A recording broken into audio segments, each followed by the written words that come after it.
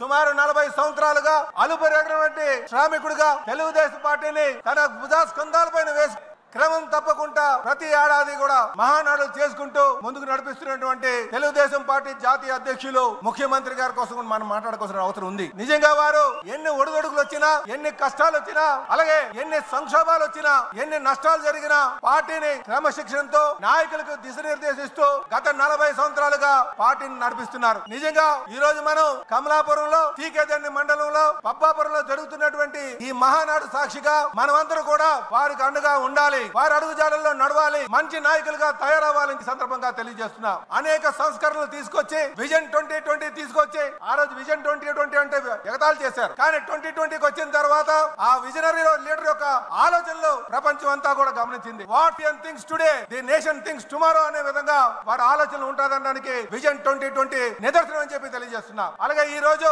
2047 స్వర్ణాంధ్ర అనే విజన్ తీసుకున్నారు. దానికి మనమందరం కూడా ఆయన అడుగుజాడల్లో నడవాల్సిన అవసరం ఉందని చెప్పి ఈ సందర్భంగా తెలియజేస్తున్నాం.